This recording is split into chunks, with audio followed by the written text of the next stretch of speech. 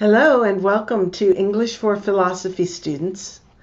This is lesson number 23 of our study of Jordan Peterson's 12 Rules for Life. And we are in our 10th lesson on rule number 4. So let's begin reading where we left off last week.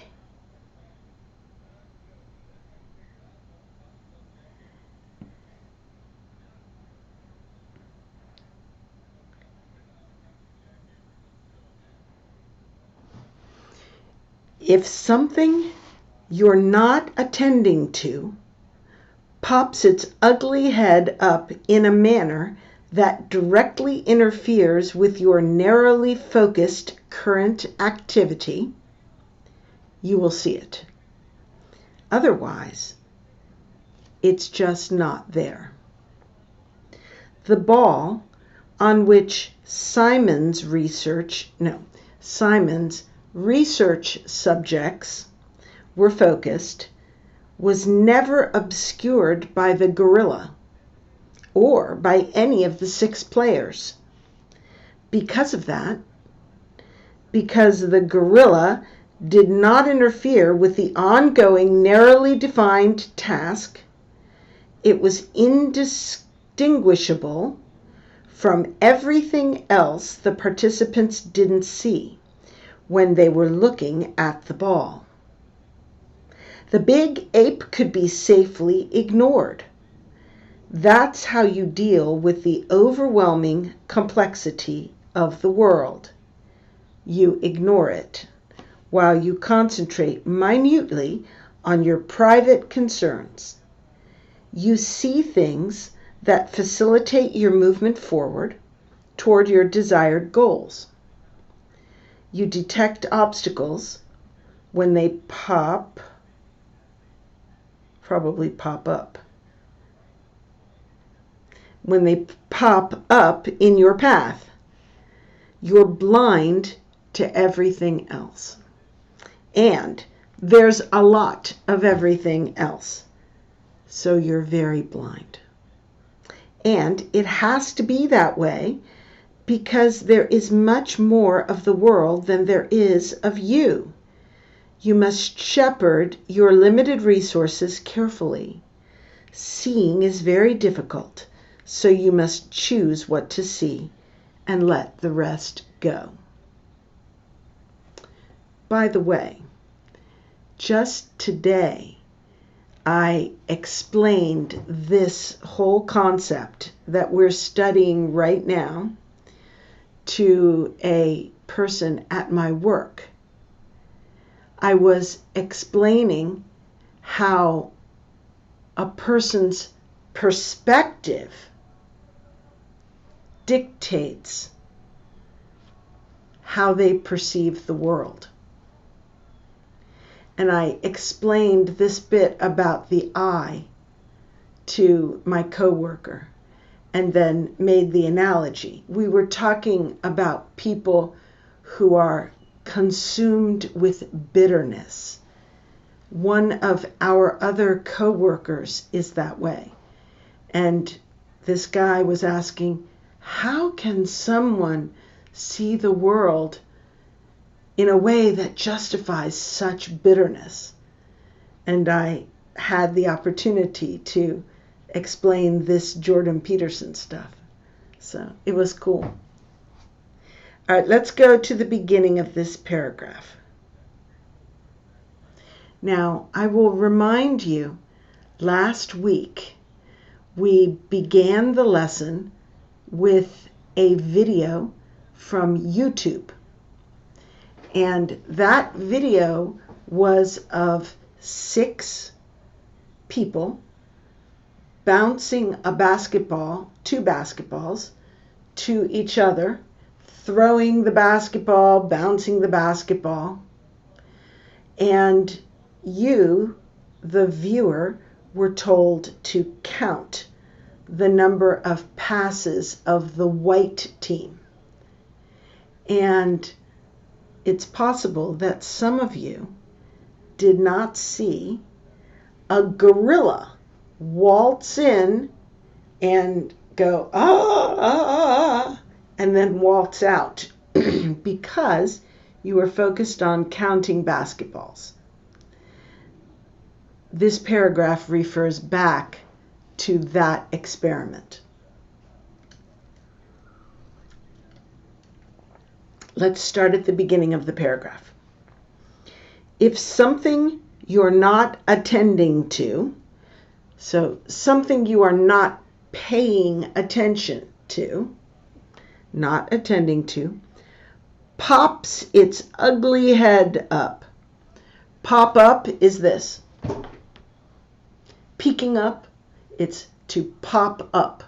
And you can separate it to put the subject. Pops its ugly head up. Pops its ugly head up in a manner that directly interferes with your narrowly focused current activity. You will see it. In other words, you will not see something if you are not paying attention to it and it does not directly obscure what you are paying attention to. A few days ago, I was with my grandchildren, and my oldest grandchild's name is Jackson de Carvalho. So he is Olavo's grandson as well, and the son of Tiffany and Pedro. I was speaking to Jackson about something very interesting. I don't remember what it was, but maybe it was the myth of Pandora, because we've been talking about that lately.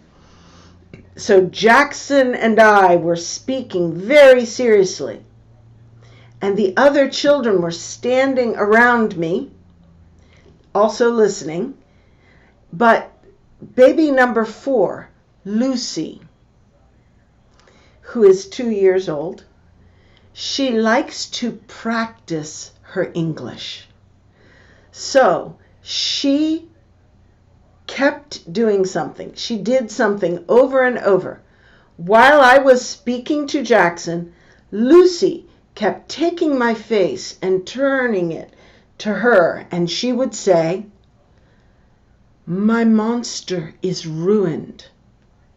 She had gotten a toy monster from the dollar store, and she had just learned the word ruined, and she had just learned the sentence, "My monster is ruined." So she kept saying it, and then she would follow up with, "I have to get another one at the dollar store." Now, for a 2-year-old, this is a very long, complex sentence. And she was saying it exactly right, and she was practicing. So she said it over and over. She would either take my face and go like this and say, "My monster is ruined. I need another one from the dollar store." And I would say, "Yes, yes, that's right." Or she would literally put her whole head in front of my face, in between me and Jackson. And she would say, "My monster is ruined. I need another one." And I would say, "Yes, yes, that's right." And then she was fine. And I would speak to Jackson. She did this over and over. And Tiffany was laughing so hard and trying to video. And I didn't even notice. I was hyper-focused on Jackson. And when Lucy would put her head in front of me, then I would listen and say, "Yes, yes, that's right." Or if she would take my face and move it to face her, then I would listen and say, "Oh, yes, yes." And then I'm back. It's interesting how our focus determines what we see and what we are oblivious to. Anyway, so if something you're not attending to pops its ugly head up in a manner that directly interferes with your narrowly focused current activity. Narrowly focused, current at this very moment activity. You will see it. Otherwise, it's not there. It's not even happening. If Tiffany had not stopped me and pointed out what Lucy was doing in interrupting over and over, I wouldn't even have remembered it. It just wasn't happening. The ball on that video, remember, on which Simon's research subjects were focused, was never obscured by the gorilla or by any of the 6 players.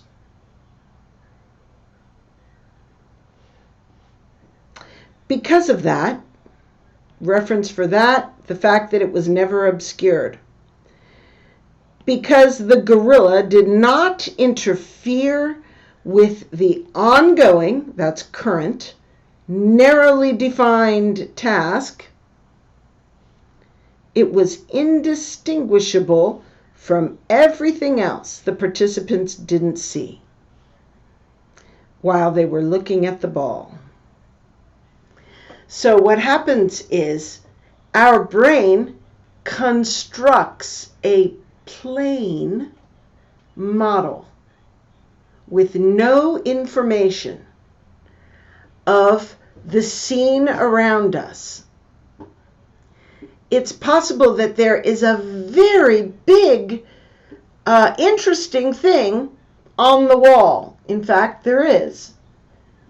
In my room here, it looks like somebody splashed some dirty water on the wall, and there are drips going down. I never saw that before. I looked just for this, and I was like, wow, look at that. But to me, the walls are perfect pine planks. Our brain constructs a plain model of our surroundings that contains no information. It might contain a gorilla. And if I am focused on you, I won't see it. Now, I would see a gorilla because a gorilla would be a threat or a danger to me. And we are conditioned to focus quickly on something which is dangerous. But if it's not something dangerous, you will be blind to it. You will ignore it. And in that video, even the gorilla, the big ape, oops, it's not working anymore.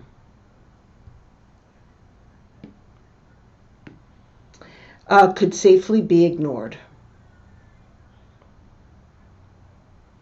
Safely be ignored.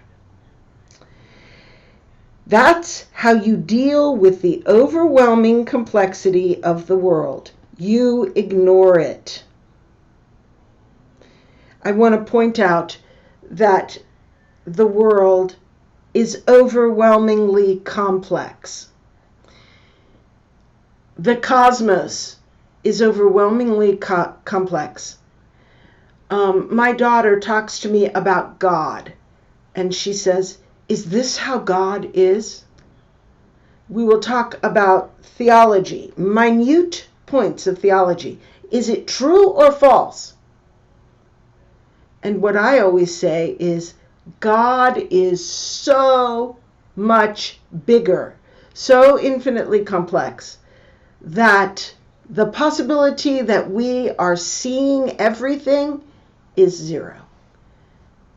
Whether we can see if something is true or false in fine shades, the world, the material world, is infinitely beyond our perceptive powers. How much more the greater cosmos and the spiritual world?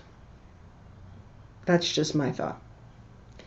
Okay, so the way we deal with the overwhelming complexity of the world, we ignore it while we concentrate minutely on our private concerns. Private here just means personal. You see things that facilitate your movement forward toward your desired goal.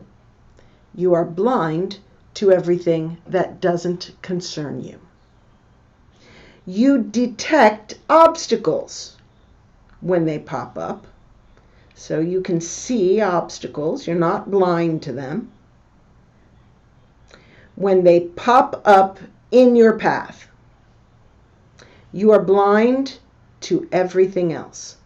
And there's a lot of everything else. This is the comment about the world is overwhelmingly complex. There's a lot of data that we cannot see.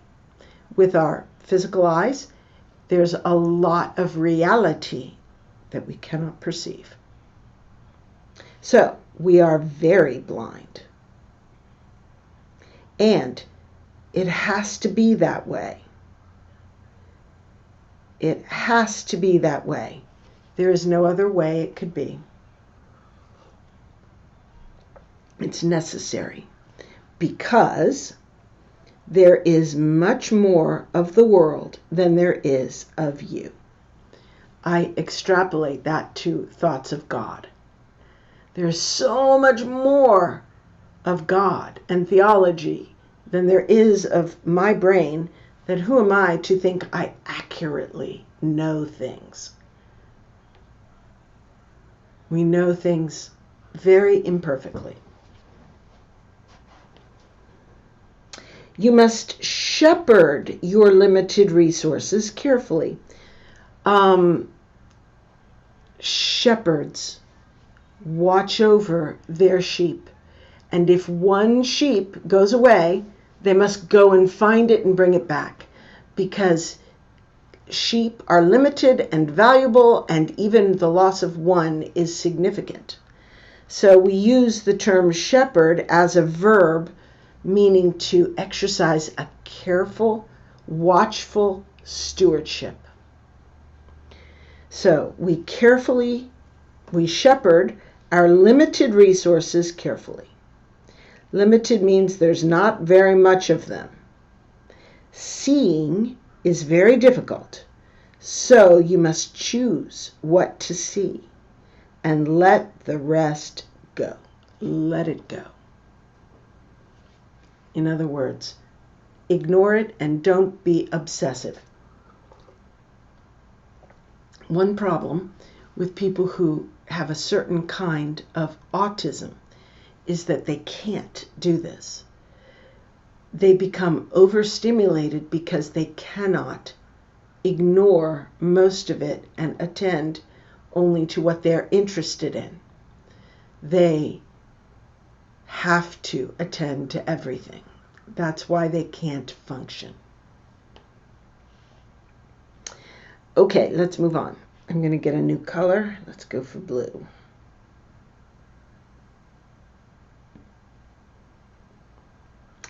There's a profound idea in the ancient Vedic texts, the oldest scriptures of Hinduism, and a part of the bedrock of Indian culture. The world, as perceived, is Maya, appearance or illusion. This means, in part, that people are blinded by their desires, as well as merely incapable of seeing things as they truly are. This is true in a sense that transcends the metaphorical. Your eyes are tools. They are there to help you get what you want. The price you pay for that utility that specific focused direction, is blindness to everything else. This doesn't matter so much when things are going well and we are getting what we want, although it can be a problem even then, because getting what we currently want can make us blind to higher callings. But all that ignored world presents a truly terrible problem when we're in crisis, and nothing whatsoever is turning out the way we want it to. Then there can be far too much to deal with. Happily, however, that problem contains within it the seeds of its own solution. Since you've ignored so much, there's plenty of possibility left where you have not yet looked. Start at the top. There's a profound idea in the ancient Vedic texts, parentheses, the oldest scriptures of Hinduism.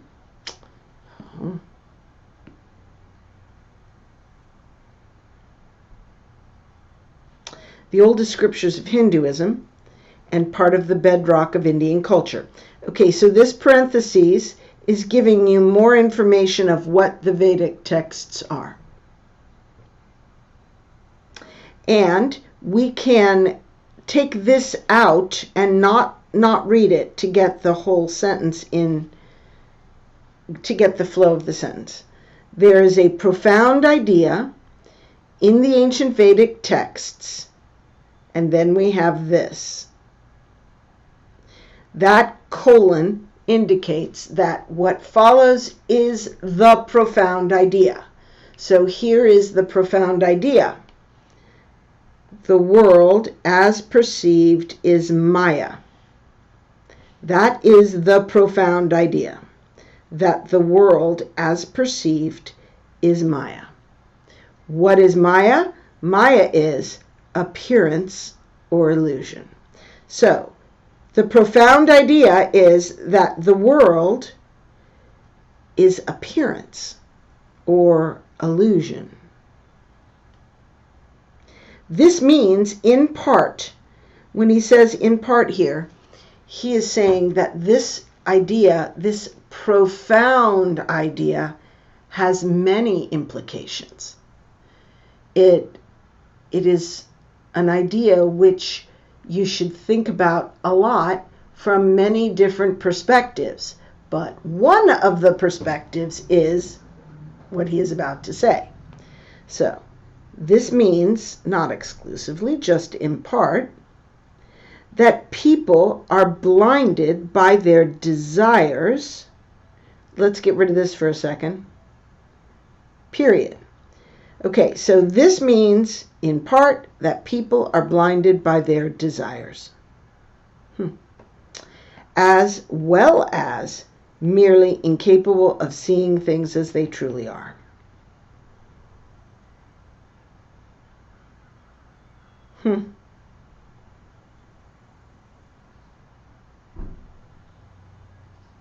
So I don't think I fully understand this profound idea, but let me process a little bit more out loud here.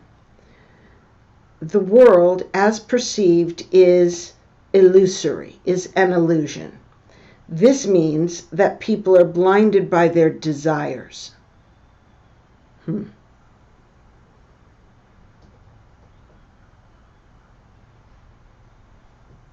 Well, we know from above that we only see what we desire. We hunt for something that we desire, and then we see it. And here it says the world is an illusion. So people are blinded by their desires. Let's keep reading. As well as merely incapable of seeing things as they truly are. So, we are incapable of seeing things as they truly are because of the Maya thing, and we are blinded by our desires, somehow because of the Maya thing. This is true in a sense that transcends the metaphorical. Okay, so a metaphor would mean it is not literally true, not materially true. But he says it transcends the metaphorical. So that suggests that it is not merely metaphorical, but it's actually literally physically true in some sense. Of course, we know it is true medically as well as an analogy. Okay. This is true in a sense that transcends the metaphorical. So this is more than just a metaphor. Your eyes are tools. They are there to help you get what you want. So our eyes are something we use like our hands. Our hands enable us to grab what we want. Our eyes enable us to spot what we want so that we can grab it. We use our eyes not just passively to take in and perceive the world, but as, laser focus tools to get what we want. The price you pay for that utility, the ability to use your eyes in that way. So what is the cost of wanting to use your eyes in that way? The specific focused direction. The cost, the price, is blindness to everything else. So if we just wanted to use our eyes to perceive passively, then we wouldn't be focused on any one thing. We wouldn't be grabbing anything. But if we want to single-mindedly pursue one thing, then we have to sacrifice all of the scenery as we are pursuing that one thing. Everything else streams by and we don't see it at all. Okay?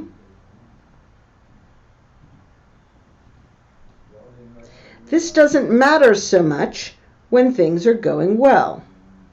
So it's not important that we are missing so much information as we single-mindedly pursue a goal. If things are going well and we are getting what we want, and then he says in parentheses, although, so something different coming, it can be a problem. Even then, even when we are getting what we want, it can be a problem when we are getting what we want, because getting what we want, what we currently want, can make us blind to higher callings. As Jesus said, how hard it is for the rich man to enter the kingdom of heaven.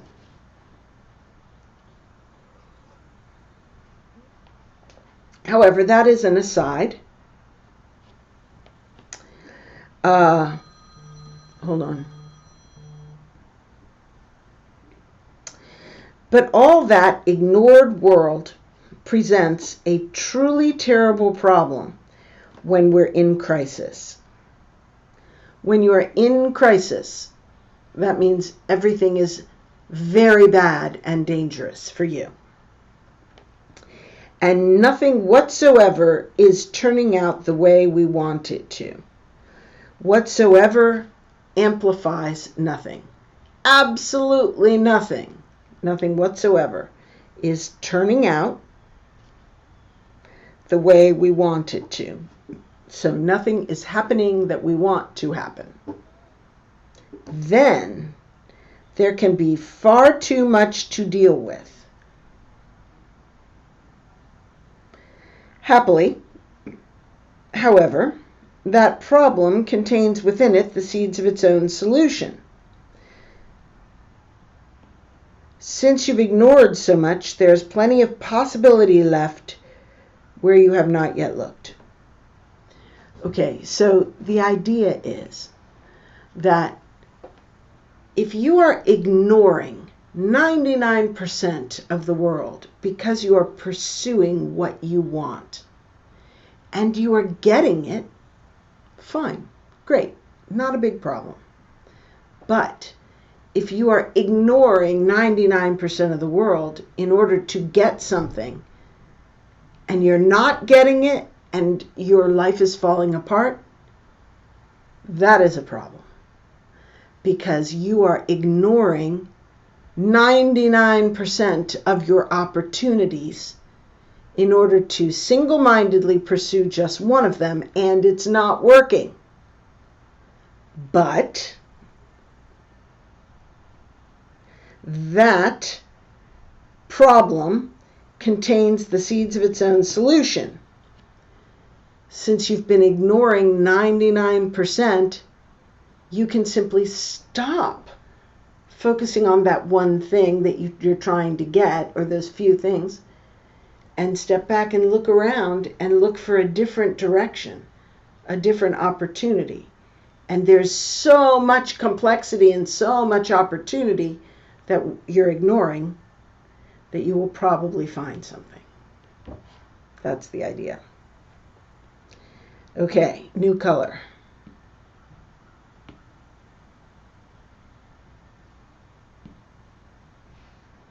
Imagine that you're unhappy. You're not getting what you need. Perversely, this may be because of what you want. You are blind because of what you desire. Perhaps what you really need is right in front of your eyes, but you cannot see it because of what you are currently aiming for. And that brings us to something else, the price that must be paid before you or anyone can get what they want, or better yet, what they need. Think about it this way. You look at the world in your particular idiosyncratic manner. You use a set of tools to screen most things out and let some things in. You have spent a lot of time building those tools. They have become habitual. They're not mere abstract thoughts. They're built right into you. They orient you in the world. They are your deepest and often implicit and unconscious values. They've become part of your biological structure. They're alive, and they don't want to disappear or transform or die. But sometimes their time has come, and new things need to be born. For this reason, although not only for this reason, it is necessary to let things go during the journey uphill if things are not going well for you. Well, that might be because, as the most cynical of aphorisms has it, life sucks and then you die. Before your crisis impels you to that hideous conclusion, however, you might consider the following. Life doesn't have the problem, you do. At least that realization leaves you with some options. If your life is not going well, perhaps it is your current knowledge that is insufficient, not life itself. Perhaps your value structure needs some serious retooling. Perhaps what you want is blinding you to what else could be. Perhaps you are holding on to your desires in the present so tightly that you cannot see anything else, even what you truly need. I remember a spiritual lesson that I learned many years ago. And it was that we need to desire whatever God is giving us. We should not desire something and then pray that God would give it to us. We should look and see what God is giving us and content ourselves with that. Be satisfied and happy and grateful.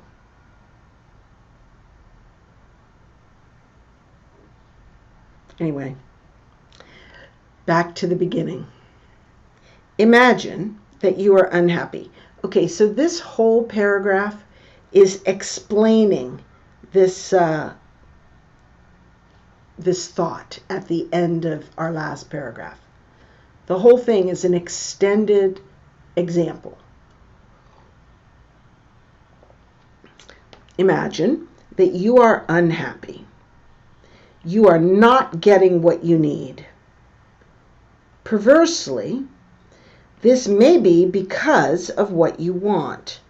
So the question is, how can what I want stop me from getting what I need? Well, you're blind because of what you desire. So you're focused on something you desire and you are blind to everything else. Maybe what you need is over here and you're blind to it. Okay, perhaps what you really need is right in front of your eyes, but you cannot see it because of what you are currently aiming for. And that brings us to something else. That brings us to something else is a way of transitioning into another related point. The price that must be paid before you or anyone can get what you want, or better yet, what you need. So the question now is, what is the price that must be paid?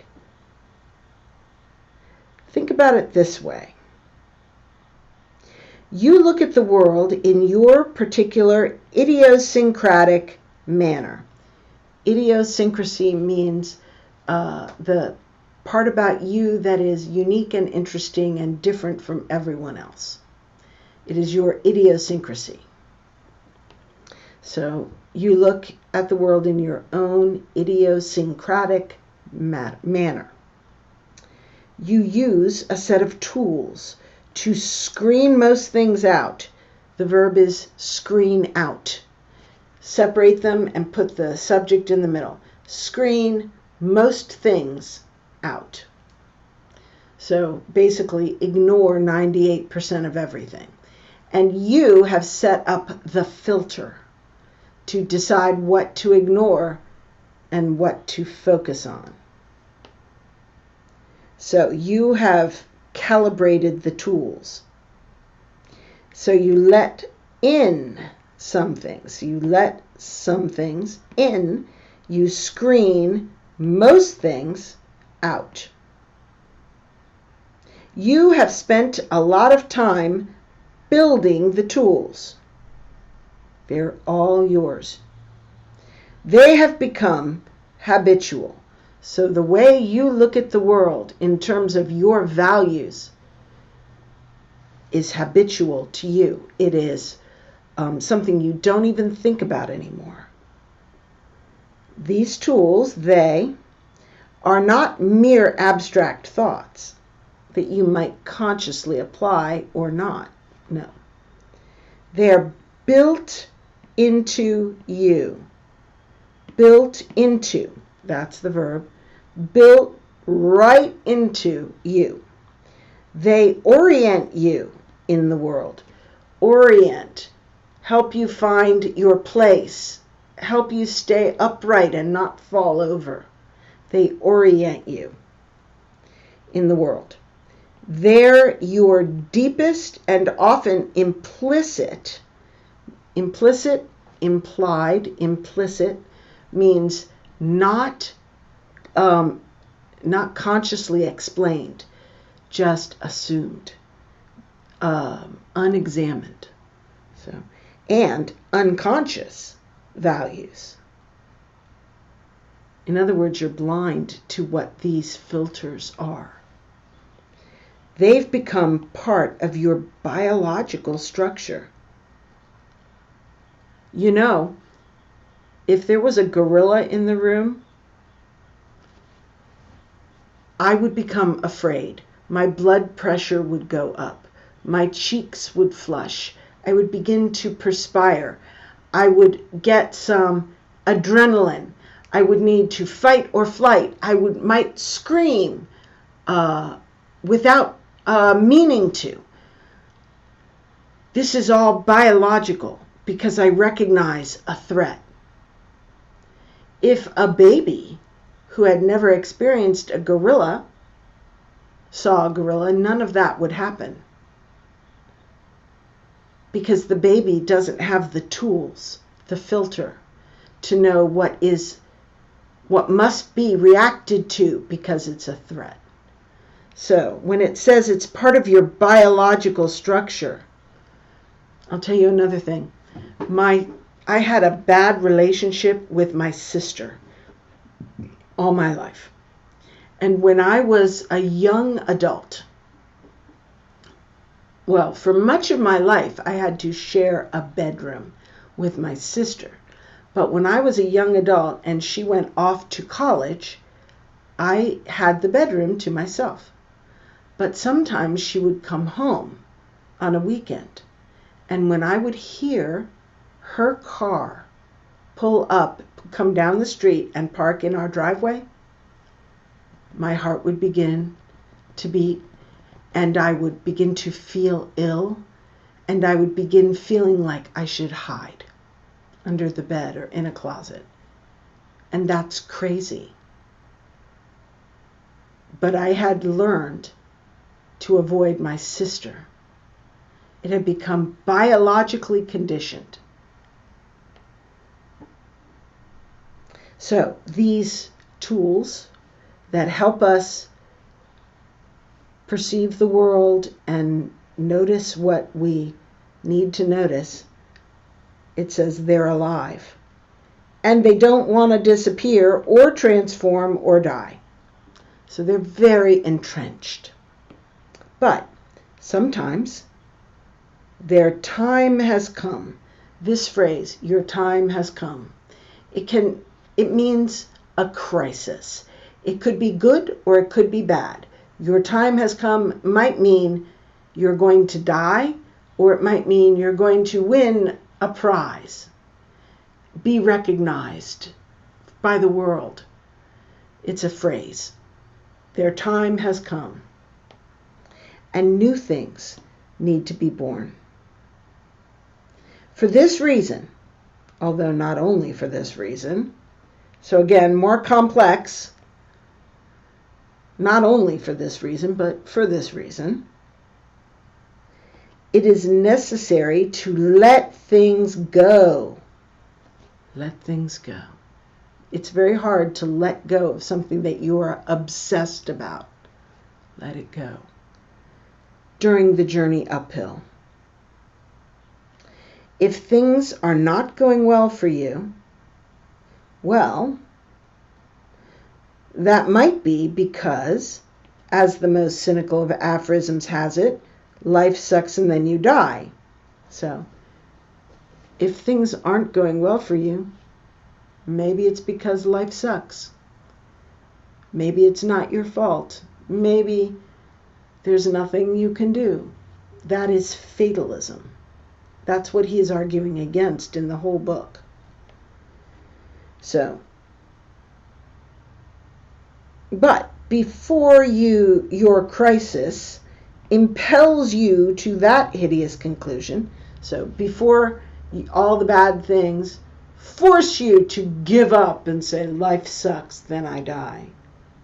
Before that, you might consider the following. Life doesn't have the problem, you do. It's not that life sucks. It's that you're doing a sucky job. You need to change. You can do something different. At least that realization leaves you with some options. Sure, it's your fault, but you have a chance to change. If it's the fault of the world, you have no hope. If your life is not going well, perhaps it is your current knowledge that is insufficient, not life. So our knowledge is limited by our focus. We only see what we are focused on, and we're blind to the rest. If life isn't going well, probably it's because our focus is too narrow, our knowledge is too limited. Perhaps your value structure needs some serious retooling. Remember up here he said we've spent time making tools. Well, when he says retooling, it's almost like a pun, because he has called our eyes a tool for getting what we want. He's saying we need to retool our value system. We aim for what we value. Well, we need to retool it. Retool it means adjust, change. And so this is a little bit of a pun. Perhaps you need to change your value system so that you will look somewhere else. Focus on something different. Perhaps what you want is blinding you to what else could be. What else? That means an alternative reality. Perhaps you are holding on to your desires in the present so tightly that you cannot see anything else, even what you need. He keeps saying perhaps because he is making a suggestion to us. If he said, you're blind, you're stupid, you're doing bad things, it wouldn't be good. But if he says, perhaps you're neglecting something, perhaps there are other options, that's inviting us to consider things we haven't considered before. And if we are holding too tightly to what we want, please God, please God, please God, give me this, then we won't even notice if he's already given us something else.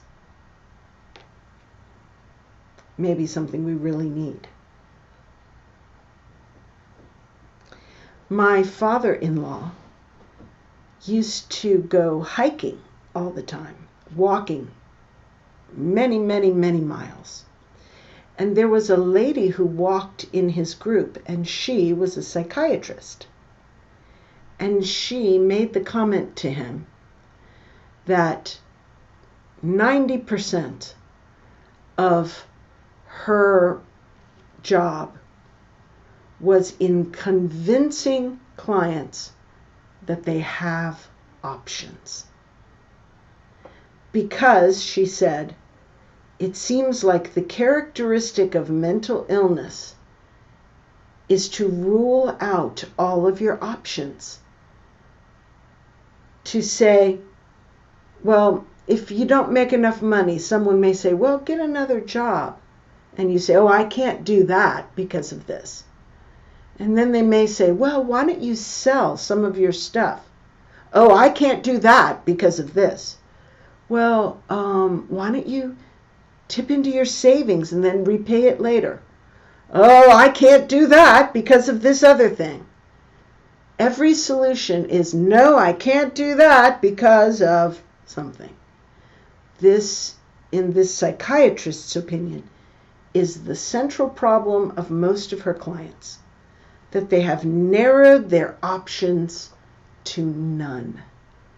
There's nothing they can do because they have invalidated all options that could happen. So let's go ahead and stop here, and we'll pick up again next week. See you later.